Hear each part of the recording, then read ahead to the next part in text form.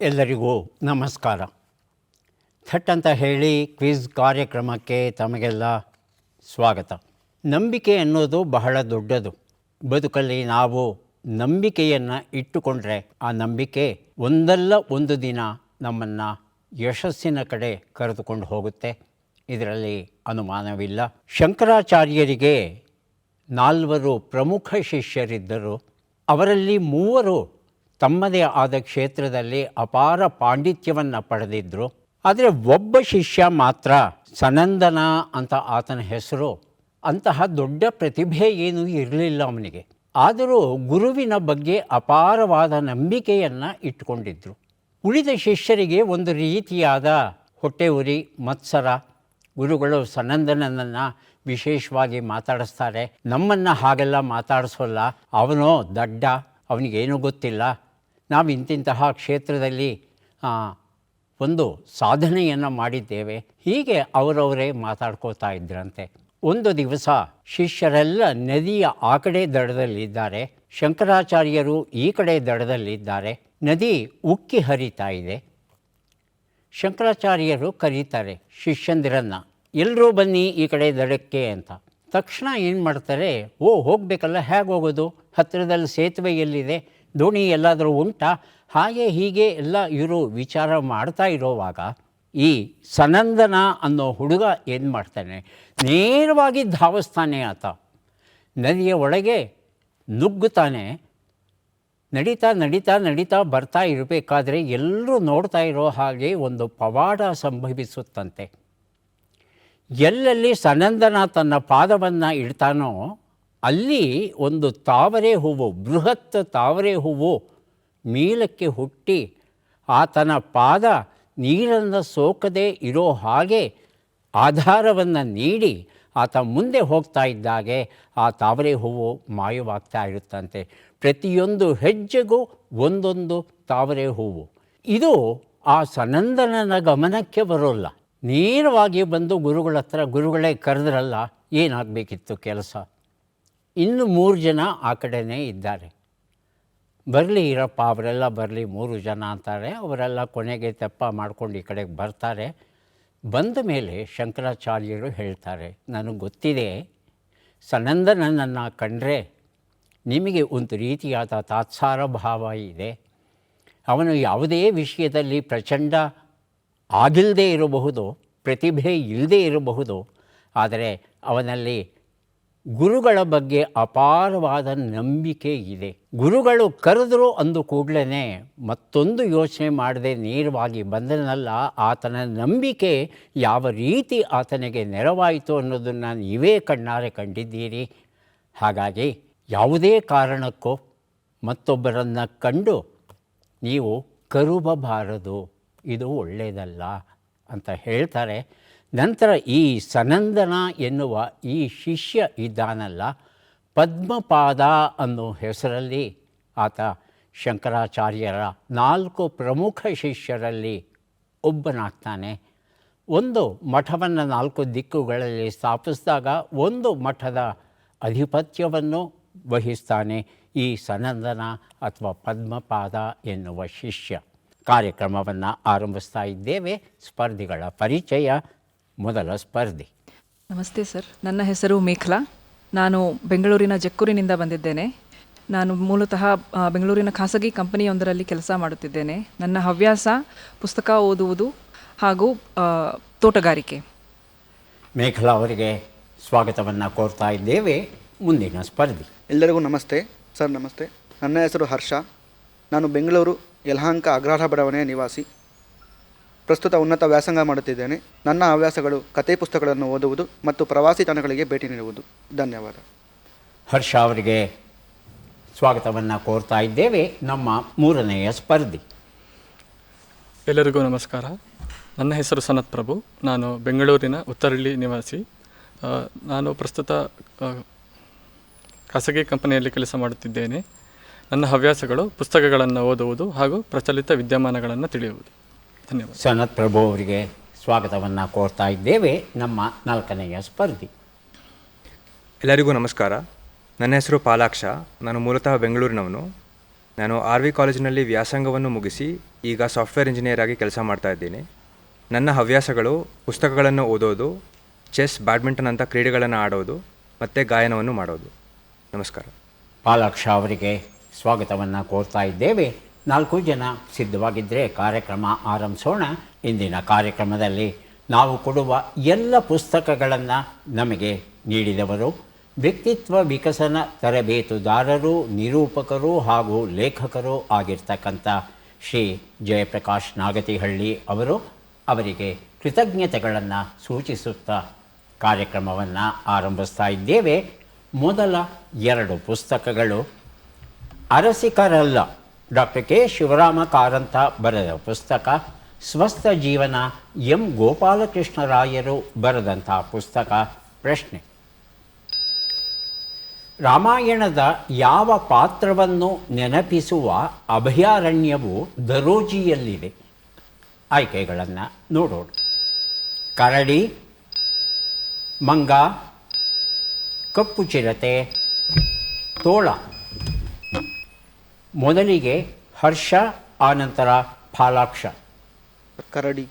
ಕರಡಿ ಆಯ್ಕೆ 1. ಫಾಲಾಕ್ಷ? ಕರಡಿ ಸರ್. ಕರಡಿ. ಉತ್ತರವನ್ನು ನೋಡು. ಕರಡಿ ಉತ್ತರ ಸರಿಯಾಗಿದೆ. ಹರ್ಷ ಅವರಿಗೆ ಅರಸಿಕರಲ್ಲ ಎನ್ನುವ ಒಂದು ಪುಸ್ತಕವನ್ನು ಕೊಡ್ತಾ ಇದ್ದೇವೆ. ಸ್ವಸ್ಥ ಜೀವನ ಎನ್ನುವ ಮತ್ತೊಂದು ಪುಸ್ತಕ ಫಾಲಾಕ್ಷ ಅವರಿಗೆ ಕೊಟ್ಟಿದ್ದೇವೆ. ಬಳ್ಳಾರಿಯ ಕಮಲಾಪುರದಲ್ಲಿ ಸುಮಾರು 82 ಚದರ ಕಿಲೋಮೀಟರ್ ವ್ಯಾಪ್ತಿಯ ಕರಡಿಗಳಿಗಾಗಿಯೇ ವಿಶೇಷವಾಗಿರುವಂಥ ಒಂದು ಅಭಯಾರಣ್ಯವನ್ನು ನಾವು ರೂಪಿಸಿದ್ದೇವೆ. ಬಂಡೆ ಕಲ್ಲುಗಳು ತುಂಬ ಉಂಟು, ಗುಡ್ಡೆಗಳು ಬಹಳ ಉಂಟು, ಗುಹೆಗಳು ಬಹಳ ಉಂಟು. ಹಾಗಾಗಿ ಕರಡಿಗಳ ವಾಸಕ್ಕೆ ಇದು ಹೇಳಿ ಮಾಡಿಸಿದ ಹಾಗೆ ಉಂಟಂತೆ ಈ ಒಂದು ಸ್ಥಳ. ಸುಮಾರು 150 ಕರಡಿಗಳು ಈಗ ಈ ಒಂದು ಸ್ಥಳದಲ್ಲಿ ಇವೆ ಅಂತ ಹೇಳ್ತಾರೆ. ರಾಮಾಯಣದ ಜಾಂಬವಂತ ಏನಿದ್ದ ಆತ ಈ ಪ್ರದೇಶಕ್ಕೆ ಸೇರಿದವನು ಅನ್ನೋ ಒಂದು ಐತಿಹ್ಯವು ನಮ್ಮಲ್ಲಿ ಉಂಟು. 2 ಪುಸ್ತಕ. ಅಯೋಧ್ಯಾಕಾಂಡ, ಜಗದೀಶ ಶರ್ಮ ಸಂಪ ಬರೆದ ಪುಸ್ತಕ.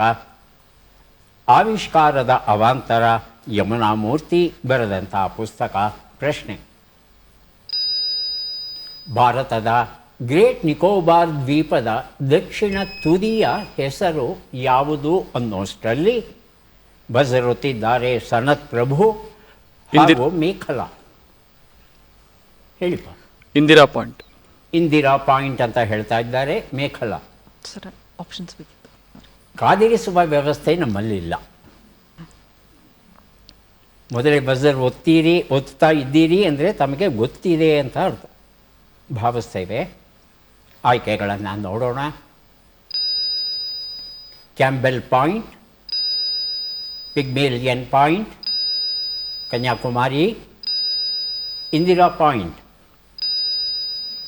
ಉತ್ತರವನ್ನು ನೋಡೋಣ. ಇಂದಿರಾ ಪಾಯಿಂಟ್ ಉತ್ತರ ಸರಿಯಾಗಿದೆ. ಅಯೋಧ್ಯಾಕಾಂಡ ಎನ್ನುವ ಈ ಒಂದು ಪುಸ್ತಕವನ್ನು ಸನತ್ ಪ್ರಭು ಅವರಿಗೆ ಕೊಡ್ತಾ ಇದ್ದೇವೆ. ಆಯ್ಕೆಗಳು ಬರೋಕ್ಕೆ ಮೊದಲೇ ತಾವು ಉತ್ತರ ಕೊಟ್ಟಿದ್ದೀರಿ. ಹಾಗಾಗಿ ಆವಿಷ್ಕಾರದ ಅವಾಂತರ ಈ ಪುಸ್ತಕವನ್ನು ತಮಗೆ ಕೊಟ್ಟಿದ್ದೇವೆ. 2 ಪುಸ್ತಕ ದೊರೆತಿದೆ. ಹಿಂದೆ ಇದನ್ನು ಪಿಗ್ಮೇಲಿಯನ್ ಪಾಯಿಂಟ್ ಅಂತ ಕರೆಯೋರು. ಆದರೆ 2004ರಲ್ಲಿ ಸುನಾಮಿ ಬರುತ್ತೆ. ಆ ಸುನಾಮಿ ಬಂದಾಗ ಈ ಪಿಗ್ಮೇಲಿಯನ್ ಪಾಯಿಂಟ್ ಅಂತ ಯಾವ ಸ್ಥಳವನ್ನು ಕರೀತಾ ಇದ್ದೇವೆ ಆ ಸ್ಥಳ ಮುಳುಗಿ ಹೋಗುತ್ತೆ ನೀರಲ್ಲಿ. ಅದಾದಮೇಲೆ ಉಳಿದ ಭಾಗ ಏನಿದೆ ಅದನ್ನು ನಾವು ಇಂದಿರಾ ಪಾಯಿಂಟ್ ಅಂತ ನಾವು ಕರೀತಾ ಇದ್ದೇವೆ. ಇಂಡೋನೇಷ್ಯಾ ಬಹಳ ಹತ್ತಿರ ಆಗುತ್ತೆ, ಕೇವಲ 150 ಕಿಲೋಮೀಟರ್ ದೂರ ಇದೆ. ಭಾರತದ ಮುಖ್ಯ ಪ್ರದೇಶದ ತುದಿ ಯಾವುದು ಅಂದರೆ ಕನ್ಯಾಕುಮಾರಿ. ಈ ದ್ವೀಪಗಳನ್ನು ಪರಿಗಣಿಸಿದರೆ ಅದು ಇಂದಿರಾ ಪಾಯಿಂಟ್ ಆಗುತ್ತೆ. 2 ಪುಸ್ತಕ. ತುತ್ತು ತತ್ವ, ಆಹಾರ, ಆರೋಗ್ಯ, ಆನಂದ, ಕೆ.ಸಿ. ರಘು ಬರೆದ ಪುಸ್ತಕ. ಅಧ್ಯಾತ್ಮ ಡೈರಿ, ಚೇತನಾ ತೀರ್ಥಹಳ್ಳಿ ಬರೆದ ಪುಸ್ತಕ. ಪ್ರಶ್ನೆ: ಕರ್ನಾಟಕದ ಅತಿ ಎತ್ತರದ ಜಲಪಾತ ಎಂದರೆ ಕುಂಚಿಕಲ್ ಜಲಪಾತ. ಯಾವ ನದಿಯು ಈ ಜಲಪಾತವನ್ನು ಉಂಟು ಮಾಡುತ್ತೆ ಅನ್ನೋದನ್ನು ತಿಳ್ಕೋಬೇಕು. ಆಯ್ಕೆಗಳು: ಬೇಡ್ತಿ ನದಿ, ಮಾಗೋಡು ನದಿ, ವಾರಾಹಿ. ಮೊದಲಿಗೆ ಸನತ್ ಪ್ರಭು, ಆಮೇಲೆ ಪಾಲಾಕ್ಷ. ಮಾಗೋಡು. ಆಪ್ಷನ್ 2. ಹಾಂ ಹೇಳಿ ಫಾಲಕ್ಷ. ಬೇಡ್ತಿ ನದಿ. Option 1 sir. ಬೇಡ್ತಿ. ಹಾಂ. ಆಯ್ಕೆ 4 ಲಕ್ಷ್ಮಣ ತೀರ್ಥ. ಉತ್ತರವನ್ನು ನೋಡೋಣ. ಸರಿಯಾದ ಉತ್ತರ ವಾರಾಹಿ ನದಿ ಆಗಿತ್ತು. 1493 ಅಡಿ ಎತ್ತರದಿಂದ ಬೀಳುತ್ತೆ. ಜೋಗ ಜಲಪಾತಕ್ಕಿಂತಲೂ ಎತ್ತರದಿಂದ ಬೀಳುತ್ತೆ ಕುಂಚಿಕಲ್ ಜಲಪಾತ. ಆದರೆ ಯಾಕೆ ಕುಂಚಿಕಲ್ ಜಲಪಾತಕ್ಕೆ ನಾವು ಜೋಗಕ್ಕೆ ಕೊಟ್ಟಂಥ ಸ್ಥಾನ ಕೊಟ್ಟಿಲ್ಲ ಅಂತ ಹೇಳ್ತಂದರೆ, ಜೋಗ ಜಲಪಾತ ಇದೆಯಲ್ಲ ಅದು ಸಿಂಗಲ್ ಪಾಯಿಂಟ್ ಡ್ರಾಪ್ಸ್ ಅಂತ, ಸಿಂಗಲ್ ಡ್ರಾಪ್ ಫಾಲ್ಸ್ ಅಂತ ಕರೀತಾರೆ. ಅಂದರೆ ಒಂದು ಹನಿ ನದಿಯಿಂದ ಬಿತ್ತು ಅಂದರೆ ನೇರವಾಗಿ ಅದು ತಳವನ್ನೇ ಮುಟ್ಟುತ್ತೆ. ಆದರೆ ಕುಂಚಿಕಲ್ ಹಲವು ಹಂತಗಳಲ್ಲಿ ಬೀಳುತ್ತೆ. ಹಾಗಾಗಿ ಜೋಗಕ್ಕಿಂತ ಎತ್ತರ ಇದ್ರೂ ಸಹ ಅದಕ್ಕೆ ಜೋಗದ ಸ್ಥಾನಮಾನವನ್ನು ನಾವು ಕೊಟ್ಟಿಲ್ಲ. ಪೂರ್ಣ ಆರ್ಭಟವನ್ನು ನೋಡಬೇಕು ಅಂತ ಹೇಳ್ತಂದರೆ ಈ ವಾರಾಹಿ ಜಲವಿದ್ಯುತ್ ಯೋಜನೆ ಏನು ಮಾಡಿದ್ದೇವೆ ಅಲ್ಲಿ ನೀರು ಬಿಟ್ಟರೆ ಆಗ ಕುಂಚಿಕಲ್ ಬಹಳ ಅದ್ಭುತವಾಗಿ ಕಾಣುತ್ತೆ. ಇಲ್ಲಾಂದರೆ ಜಲಪಾತದಲ್ಲಿ ವಿದ್ಯುತ್ ಉತ್ಪಾದನೆಗೆ ಅದನ್ನು ಬಳಸೋದು ಉಂಟು. ಸಾಧಕರ ಚಂದನ, ಜಯಪ್ರಕಾಶ್ ನಾಗತಿಹಳ್ಳಿ ಬರೆದ ಪುಸ್ತಕ, ಅಭಿನವ ಸತ್ಯಕಾಮ ಬರೆದ ಕಾದಂಬರಿ. ಪ್ರಶ್ನೆ ಬಿಟ್ಟ ಅಕ್ಷರಗಳನ್ನು ತುಂಬಿ. ಶ್ಮಿ ಆ ತ್ಯ ಪ್ರ ಸ್ತಿ.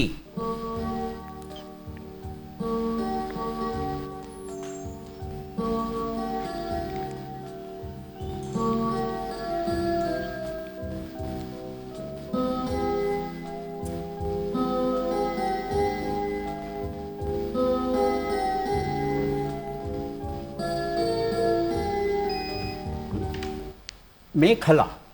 ಲಕ್ಷ್ಮೀ ಹಬ್ಬ ಅತ್ಯಂತ ಪ್ರಶಸ್ತಿ. ಅರ್ಥ ಏನು?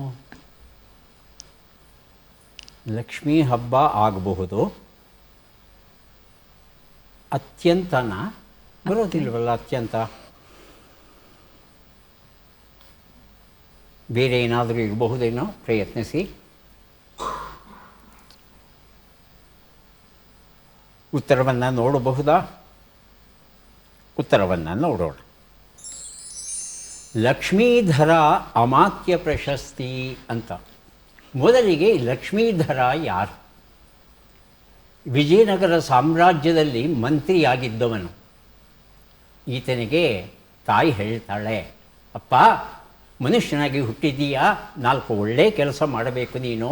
ಕೆರೆಯನ್ನು ಕಟ್ಟಿಸೋ, ಬಾವಿಯನ್ನು ತೋಡಿಸೋ, ಪ್ರಯಾಣಿಕರಿಗೆ ಅನುಕೂಲವನ್ನು ಮಾಡು. ಹೀಗೆ ಬುದ್ಧಿ ಮಾತನ್ನು ಹೇಳುವಂಥ ಒಂದು ಅಪರೂಪದ ಶಾಸನ ಇದೆ. ಆ ಶಾಸನದಲ್ಲಿ ಈ ಲಕ್ಷ್ಮೀಧರ ಅಮಾತ್ಯನ ಪ್ರಸ್ತಾಪ ಬರುತ್ತಲ್ಲ, ಅದು ನಮ್ಮ ಕನ್ನಡಿಗರಿಗೆ ಬಹಳ ಅಚ್ಚುಮೆಚ್ಚಿನದು. ಆದರೆ ಈತನ ಹೆಸರಲ್ಲಿ ಪ್ರಶಸ್ತಿ ಇದುವರೆಗೂ ಮಾಡಿರಲಿಲ್ಲ. ಈಗ ಮೈಕೋ ಸಂಸ್ಥೆಯವರು ಈತನ ಹೆಸರಲ್ಲಿ ಒಂದು ಪ್ರಶಸ್ತಿಯನ್ನು ನೀಡಿ, ಕನ್ನಡದಲ್ಲಿ ಯಾರು ಅದ್ಭುತವಾದ ಸೇವೆಯನ್ನು ಮಾಡಿದ್ದಾರೆ ಯಾವುದಾದ್ರೂ ಒಂದು ಕ್ಷೇತ್ರದಲ್ಲಿ, ಆ ಕ್ಷೇತ್ರಕ್ಕೆ ಸಂಬಂಧಪಟ್ಟವರಿಗೆ ಈ ಪ್ರಶಸ್ತಿಯನ್ನು ಕೊಡ್ತಾ ಇದ್ದಾರೆ. ಈ ವರ್ಷ ಈ ಗೌರವಯುತ ಪ್ರಶಸ್ತಿ ಲಕ್ಷ್ಮೀದೇವಿ ಅವರಿಗೆ ದೊರೆತಿದೆ. ತರಬೇತಿಯಿಂದ ಯಶಸ್ಸು, ರಂಗಕರ್ಪೂರ 2 ಪುಸ್ತಕ. ಪ್ರಶ್ನೆ 4 ಲೆಕ್ಕಗಳನ್ನು ಮಾಡಿ ಉತ್ತರಗಳನ್ನೆಲ್ಲ ಕೂಡಿ ಅಂತಿಮ ಉತ್ತರವನ್ನು ನೀಡಿ.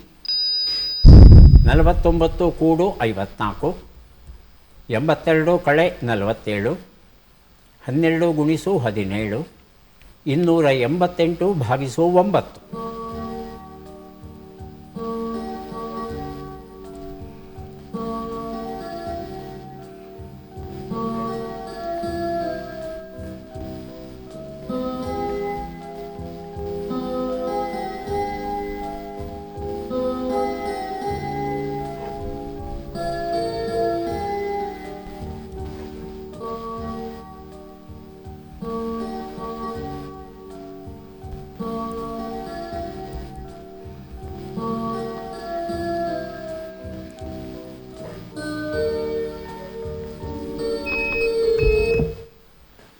ಹರ್ಷ 374 ಸರ್. 374 ಸರಿಗಿದೆಯಾ? ಹಾಂ, ತಮ್ಮ ಉತ್ತರ ಫಲಾಕ್ಷ. 374 ಸರ್. ಅದೇ ಉತ್ತರವಾ? ಅದೇ ಉತ್ತರ. ಉತ್ತರವನ್ನು ನೋಡ್ತಾ ಹೋಗೋಣ. ಒಂದು ಉತ್ತರ 103, 35, 204, 32 ಎಲ್ಲವನ್ನು ಕೂಡಿದ್ರೆ 374 ಬಂದಿದೆ. ಈ ಉತ್ತರವನ್ನು ಹರ್ಷ ಮೊದಲು ಕೊಟ್ಟರು, ಆನಂತರ ಫಾಲಾಕ್ಷ ಕೊಟ್ಟಿದ್ದಾರೆ. ಇಬ್ಬರಿಗೂ ಪುಸ್ತಕಗಳನ್ನು ಕೊಟ್ಟಿದ್ದೇವೆ. ಮುಂದಿನ 2 ಪುಸ್ತಕಗಳನ್ನು ಈಗ ನೋಡೋಣ. ದಿವ್ಯಾಂಗರೊಡನೆ ಒಡನಾಟ, ಎಂ ಮಲ್ಲಿಕಾರ್ಜುನ್ ಬರೆದಂಥ ಪುಸ್ತಕ. ಲಿಪಿಯ ಪತ್ರಗಳು, ಮೇಘನಾ ಸುಧೀಂದ್ರ ಬರೆದಂಥ ಪುಸ್ತಕ. ಪ್ರಶ್ನೆ: ಈ ಅಕ್ಷರಗಳನ್ನು ಸರಿಯಾಗಿ ಜೋಡಿಸಿ. ಅಕ್ಷರಗಳು: ನಿ, ಗ, ಮು, ಮ, ಕ, ನ, ನು, ರು.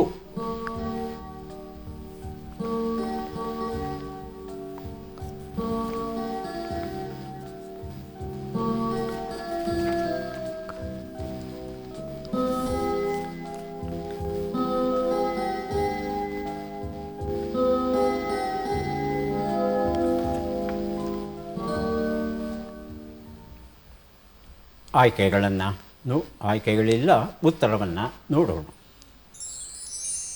3 ಕಣ್ಣಿನ ಮಗನು ಅನ್ನೋದು ಸರಿಯಾದ ಉತ್ತರ ಆಗಿತ್ತು.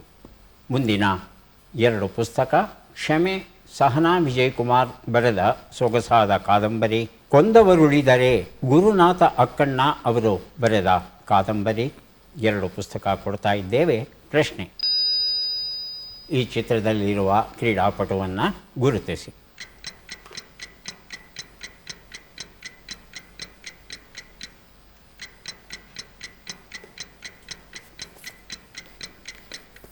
ಆಯ್ಕೆಗಳನ್ನು ನೋಡೋಣ. ದೇವೇಂದ್ರ ಜಜಾರಿಯಾ, ದಿಲೀಪ್ ಮಹಾದು ಗಾವಿಟ್, ಸುಮಿತ್ ಅಂಟಿಲ್, ಮರಿಯಪ್ಪನ್ ತಂಗಬೇಲು.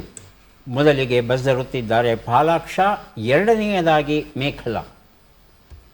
ಆಯ್ಕೆ 3 ಸರ್.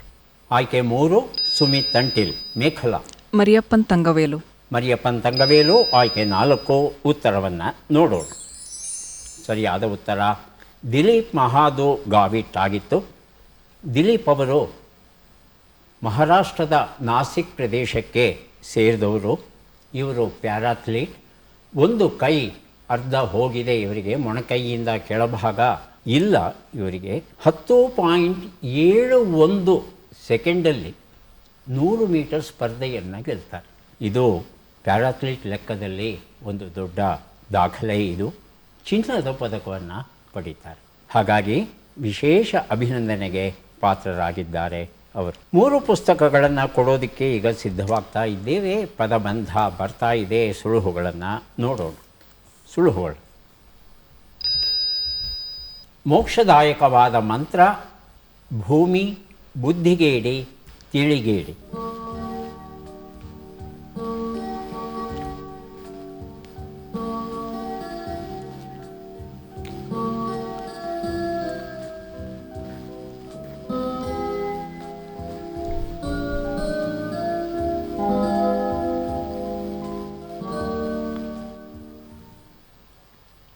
ಮೊದಲನೇ ಶಬ್ದ ನಾ ಕೊಡ್ತೇನೆ. ಎರಡನೇ ಶಬ್ದ, ಮೂರನೇ ಶಬ್ದ ತಾವು ಊಹಿಸೋದಕ್ಕೆ ಪ್ರಯತ್ನ ಪಡಿ. ಒಂದು ಉತ್ತರ. ತಾರಕ ಮಂತ್ರ ಅನ್ನೋದು ಸರಿಯಾದ ಉತ್ತರ ಆಗಿತ್ತು. ಧರಣಿ ಉತ್ತರವನ್ನು ನೋಡೋಣ. ಸರಿಯಾಗಿದೆ. 3 ಉತ್ತರ. ಹಾಂ, ಹೇಳಿಮ್ಮ ಮೇಖಲಾ. ಕಮಂಗಿ. ಹಾಂ, ಕಮಂಗಿ ಅಂತಲಾ? ಕಮಂಗಿ ಅಂತಲಾ? ಪರೀಕ್ಷೆ ಮಾಡ್ಬೋದಾ? ಉತ್ತರವನ್ನು ನೋಡೋಣ. ಕಮಂಗಿ ಉತ್ತರ ಸರಿಯಾಗಿದೆ. ಸೂರ್ಯ ಜೀತಕ್ಕಿದ್ದಾನೆಯೇ ಎನ್ನುವ ಪುಸ್ತಕವನ್ನು ಕೊಟ್ಟಿದ್ದೇನೆ ಮೇಖಲಾ ಅವರಿಗೆ. ಸನತ್ ಪ್ರಭು ಅವರಿಗೆ ಸಾಹಿತ್ಯ ಮತ್ತು ಸತ್ಯ. ಎನ್ ಮೂರ್ತಿರಾವ್ ಅವರ ಪುಸ್ತಕ ಅಪರೂಪವಾಗಿರುವಂಥದ್ದು. BMC ಸ್ಮಾರಕ ಪ್ರತಿಷ್ಠಾನದವರು ಪ್ರಕಟಿಸಿರುವಂಥ ಕೃತಿ ತಮಗೆ ಕೊಟ್ಟಿದ್ದೇನೆ. ಈಗ 4 ಪುಸ್ತಕಗಳನ್ನು ಕೊಡೋದಕ್ಕೆ ನಾವು ಸಿದ್ಧವಾಗ್ತಾ ಇದ್ದೇವೆ. ಬೆಳಕು ಬಿತ್ತಿದವರು, ಸೌಗಂಧಿಕಾ ಪುಷ್ಪ, ಲೋಕಾಭಿರಾಮ, ಧೀಮ್ತನನ. 12 ಅಕ್ಷರಗಳನ್ನು ಬಳಸಿಕೊಂಡು 3 ಅಕ್ಷರಗಳ 3 ಪದಗಳನ್ನು ರೂಪಿಸಿ. 12 ಅಕ್ಷರಗಳು ಈಗ ಬಂತು. ಮ ಕ ಲ ಲಂ ಚ ಣ ಗ ಘ ರೋ ಮು ರ ನ.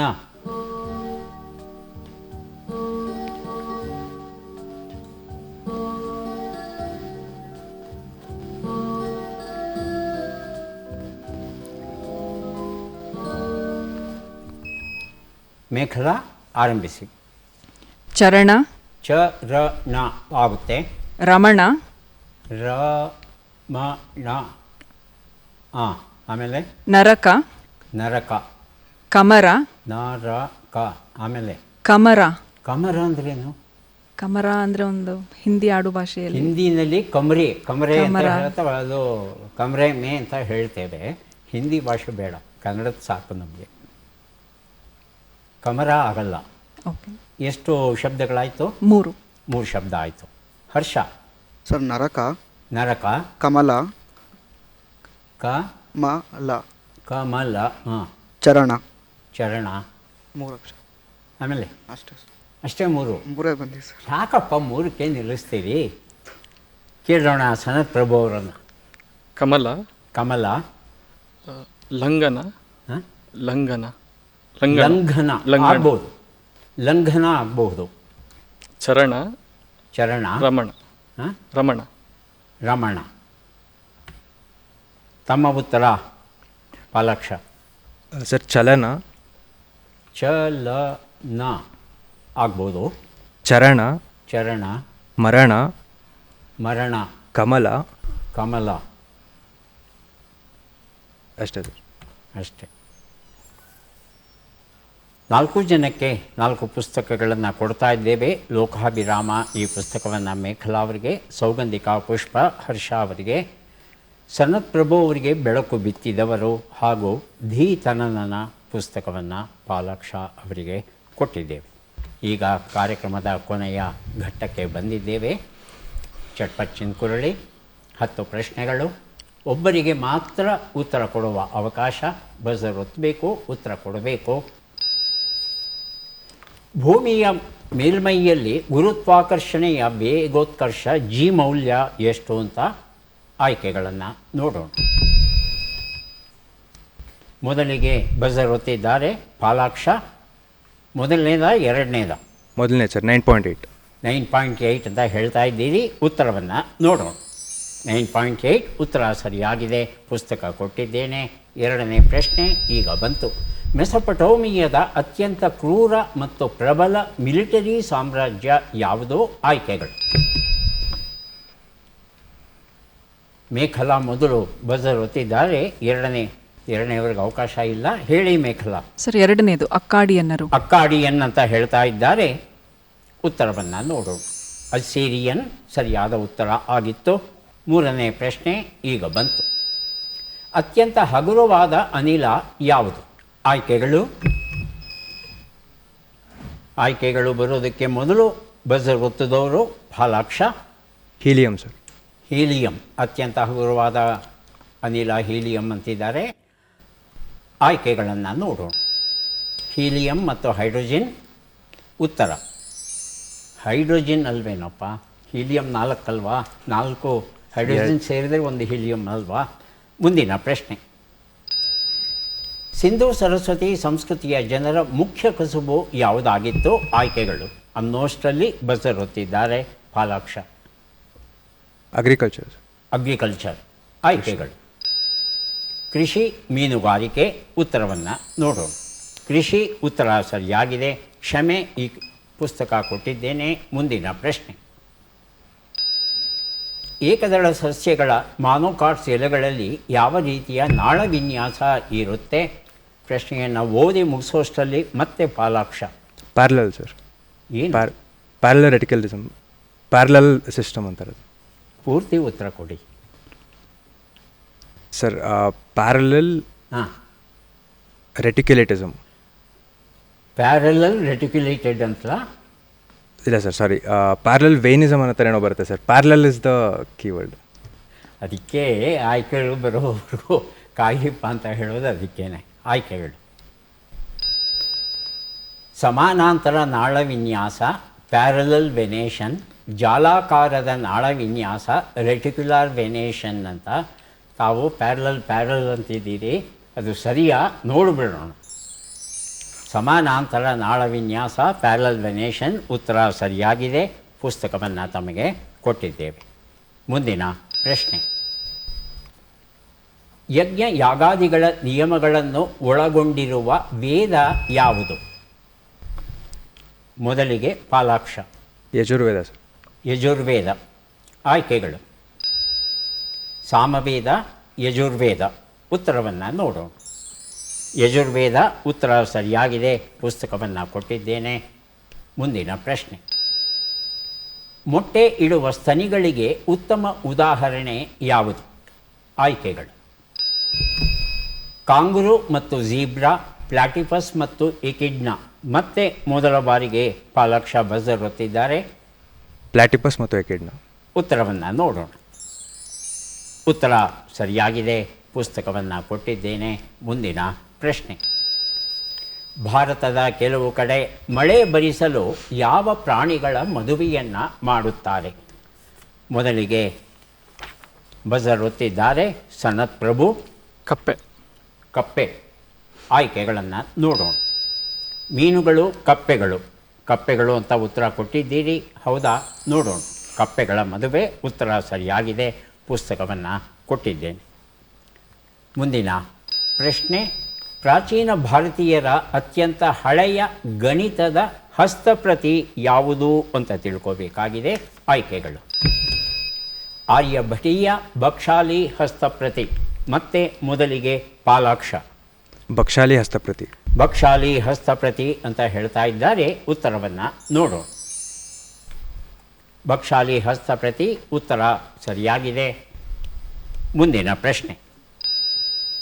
ಭಾಸ ಮತ್ತು ಕಾಳಿದಾಸನ ನಾಟಕಗಳಲ್ಲಿ ಜನಸಾಮಾನ್ಯರು ಮತ್ತು ಮಹಿಳೆಯರು ಯಾವ ಭಾಷೆಯನ್ನು ಮಾತನಾಡುತ್ತಿದ್ದರು? ಹೇಳಿ ಸನತ್ ಪ್ರಭು. ಸಂಸ್ಕೃತ. ಆಯ್ಕೆಗಳು: ಪ್ರಾಕೃತ, ಸಂಸ್ಕೃತ. ಉತ್ತರವನ್ನು ನೋಡೋಣ. ಪ್ರಾಕೃತ ಬಹಳ ವಿಚಿತ್ರವಾದಂಥ ಪದ್ಧತಿ. ಹೆಣ್ಣು ಮಕ್ಕಳು ಸಂಸ್ಕೃತವನ್ನು ಮಾತಾಡಬಾರ್ದಂತೆ. ಶೂದ್ರರು ಮಾತನಾಡಬಾರ್ದು ಅಂದರು.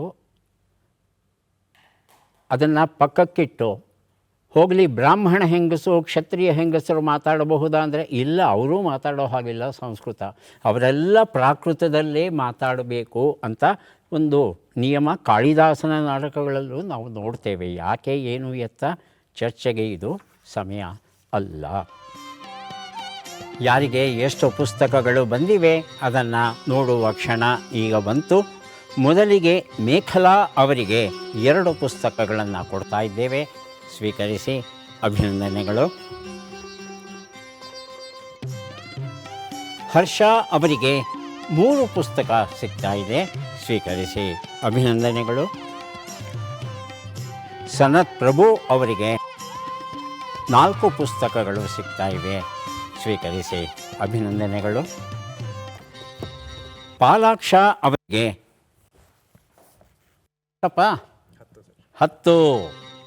100 ಅಂಕಗಳು, 10 ಪುಸ್ತಕಗಳನ್ನು ಪಡೆದರೆ 1 ಪುಸ್ತಕವನ್ನು ವಿಶೇಷ ಬಹುಮಾನವಾಗಿ ಕೊಡೋದುಂಟು. ಪರೀಕ್ಷೆ ನಿರೀಕ್ಷೆ ಈ ಪುಸ್ತಕವನ್ನು ಕೊಡ್ತಾ ಇದ್ದೇವೆ. ಸ್ವೀಕರಿಸಿ.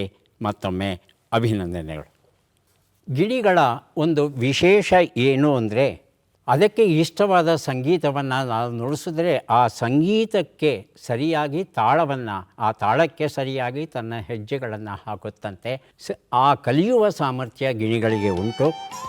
ಮತ್ತು ನಿದ್ರೆ ಮಾಡಬೇಕಾದ್ರೆ ರೆಂಬೆನ ಹಿಡ್ಕೊಂಡು ಹಾಗೇ ನಿದ್ರೆ ಮಾಡುತ್ತಂತೆ.